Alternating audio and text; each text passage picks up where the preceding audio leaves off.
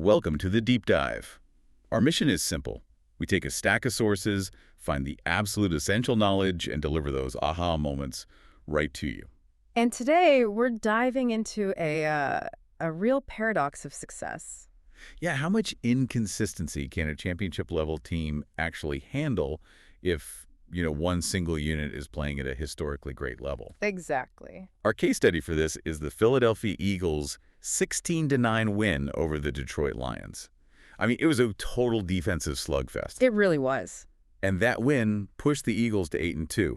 But if you just look at the box score, you quickly realize this victory was built on, well, something other than offense. Oh, completely. Look, this win was not sustainable. I mean, that's actually what makes it so interesting to break down. The defense completely, totally stole this game. And it overshadowed some pretty big offensive problems. Huge problems. I mean, we're talking about an offense that averaged fewer than 4 yards per play. That's the third time this season that's happened. And then you had all the public chatter, right?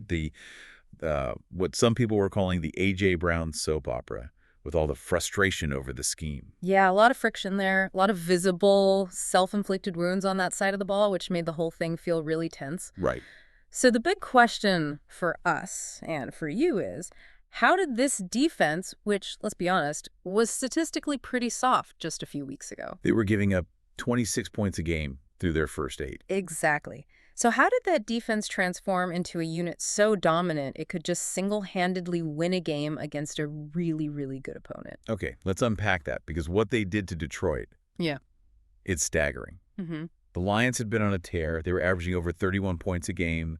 The week before, they put up, 546 yards? Yeah, they were flying. And this Eagles defense went from, like you said, permeable to a brick wall in basically 7 days. It wasn't just good, it was Done. historically oppressive. That's the word for it. They held the Lions to 9 points.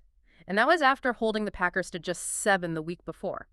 But here's the stat, the one that just jumped off the page for me. Okay. The Eagles turned the Lions over on downs 5 times. 5? 5 times!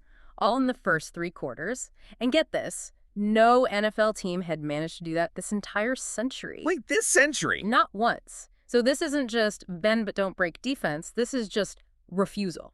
Outright refusal. And you could tell it got into the opponent's head. I mean, after the game, Lions QB Jared Goff, who's known for being pretty calm, just said they were a good-ass defense. Yeah. I mean, that's praise. That is born from total, complete frustration. And the numbers absolutely back that up. Oh, they do.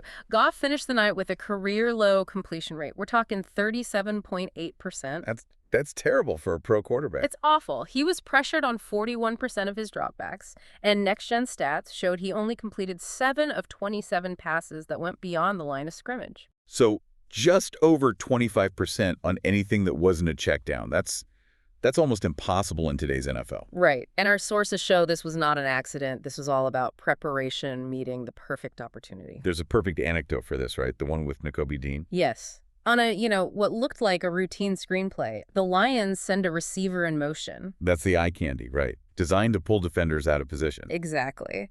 But Dean, he just ignored it.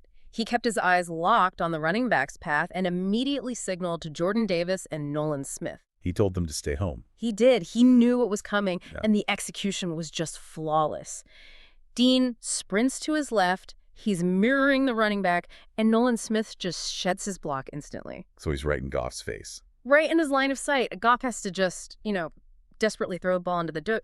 That kind of recognition, that synergy, that's the whole game right there. And that takes us right to the heart of this defensive detonation. Mm-hmm. Our sources say the dominance really started on the interior, that the Lions were, and I'm quoting here, grossly overmatched. And the preparation was so specific, they focused on one tactical art honed under their D-line coach, Clint Hurt. The batted pass. The batted pass. Think about the timing of it. A sack might take 3, maybe 4 seconds to develop. A batted pass. It's instant. It's under 2 seconds. And it can be just as disruptive as a sack, maybe even more so. So instead of chasing the big play, the sack, they focused on a much more achievable goal. Just get your hands in the passing lane. And they drilled it mercilessly. A teammate, Moro Ojomo, said that defensive tackle Jordan Davis, who is, by the way, 6'6", 336 pounds. Giant. A giant. He must have batted down 10 passes just in practice that week. They made it a routine. And it paid off immediately in the game. Instantly. Davis had 3 batted passes himself. One of them was on the 3rd play of the game. Goff throws a laser, it just ricochets off Davis's arm and flutters right to Cooper DeJean for an interception. Which set up their first field goal. Just a massive momentum swing right there. And Jalen Carter was in on it too. He mentioned that in their film study, they saw Goff has a really low release point. So the ball doesn't come out very high off his hand. Right. So if you have a low release and you have these incredibly tall, long defensive tackles like Davis, the target zone for a deflection just gets so much bigger. It becomes a strategic advantage. A huge one. Carter and Davis combined for 5 deflections. Carter actually compared it to the 2 field goals they blocked together earlier in the season. So they're competing with each other. Yes. Carter even joked that they made it a competition just for us to get better at it. It shows you this wasn't just a coach's mandate. They really internalized it. And you can feel that manic energy spreading. It was contagious. Ojomo even brought up reading Aaron Donald's letter to his younger self, and he mentioned that, quote, "If you practice like a maniac, you will play like a maniac." He said for them, that day, it felt like reality. Wow. And it wasn't just the big names. Carter was causing chaos all night. He apparently spoiled a little college reunion he was having with the Lions guard, Tate Ratledge. Yeah, he beat him so badly that the new guy, Jalen Phillips, just had a free run to swoop in for a sack. And Ojomo, he was on special teams too. It was. He was the one who went low and undercut the blocker on the Lions' fake punt. Another key turnover. The entire unit, top to bottom, was just all in. So we have this hyper-specific technique, this dominant interior line. But that's only part of the story. Let's talk about the secret sauce, the culture. And the midseason reinforcements. Right. So we have defensive coordinator Vic Fangio, oldest DC in the league at 67. What buttons was he pushing to make this all happen? Well, see, that's the genius of it. He didn't just tell them to play harder. He adapted his whole scheme. What do you mean? Earlier in the year, they were running these really complex, aggressive blitzes, a lot of man coverage. It was high risk. When they started struggling, Fangio just simplified everything. So less thinking, more reacting. Exactly. He prioritized zone pressure. He basically just trusted that his front 4, Davis, Carter, Phillips, Smith, had enough raw talent to get pressure on their own without needing all these crazy blitz packages. And simplifying the coverages on the back end lets the defensive backs play faster with more confidence. It does. And it lets the front 4 just focus on one thing. Creating that internal pressure and, batting down passes, it was a masterclass in managing your personnel. And the new players helped that new philosophy take hold. Absolutely. Jalen Phillips gave them that immediate burst off the edge. Nakobe Dean finally got healthy and comfortable in that simplified middle linebacker role. They even got Brandon Graham, who's 37, to come out of retirement. And Michael Carter II in the secondary, I found his perspective really fascinating. Coming from the Jets, right. Yeah, he spent 4 seasons there. A talented team, but, pretty tense environment a lot of the time. Mm-hmm. He said the Eagles locker room has a feel he's just never experienced before. That they know how to win together and have fun together. Right. And that swagger he talks about, it's not just a cliche, is it? No, it's essential for a defense. He explained that defense is all about momentum and confidence. If you hesitate, you're dead. So they celebrate, everything. He said almost any and everything. Yeah. Because that visible fun, that energy, it just feeds on itself. And it's not just for them, it's psychological warfare. He was really clear about that. He said when they're jumping around celebrating a third down stop, the other team is walking off their heads down. It's a deliberate momentum shift. And we saw that resilience perfectly with Adore Jackson, the cornerback. He's at that much-discussed second outside corner position. Right. He had a really rough moment earlier in the game. Gave up a 40-yard touchdown. A play that requires a serious goldfish memory to shake off, And he did. He absolutely did. Later on, fourth quarter, he has a crucial pass breakup on 3rd and 10. Guarding their best receiver, Amon-Ra St. Brown. And St. Brown was basically invisible all night. 2 catches on 12 targets. A testament to the whole secondary. But that specific play, it showed the whole culture in a single moment. It really did. After the breakup, safety Jihad Campbell runs right up to them and does this big, dramatic seatbelt strap motion. Like, we secured this. Exactly. That immediate, visible, positive reinforcement, that's how a player bounces back from a huge mistake. The culture supports them. Which brings us back to the paradox we started with.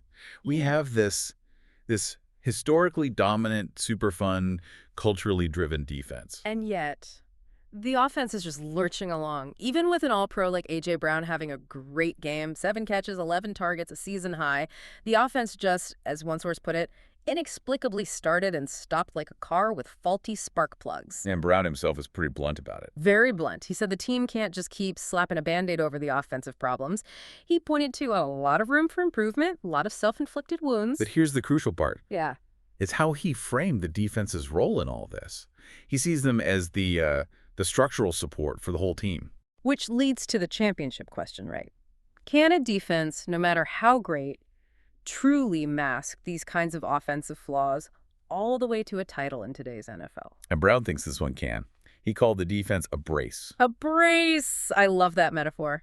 It's something strong enough to stabilize the whole structure, even with all these internal issues, and maybe hold it together for a second straight Super Bowl run. So the defense, through simplification and specialization, has become the reliable unit. While the offense, with all its talent and complexity, remains totally inconsistent, the conclusion is pretty clear. This defensive turnaround was intentional. It was physical preparation, it was a confident culture, and it was smart coaching from Fangio. And if they keep playing like this up front, it is going to be tough for anyone in the NFL to do much against them, no matter what their offense does.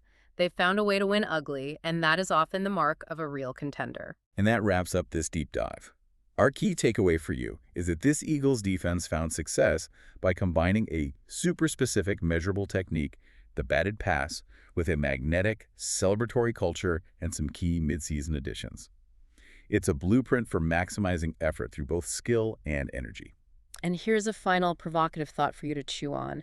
When you're trying to achieve excellence in any complex system, a business, a team, anything, is it better to have a perfectly functioning but maybe ordinary system? Or is it better to have a system with some glaring flaws that are being stabilized by a historically dominant, enthusiastic, relentless counterforce? What's the maximum distance or the maximum pressure? A stabilizing brace can carry an operation that's struggling. And at what point does that brace inevitably snap? Something to think about as you watch the rest of their season play out.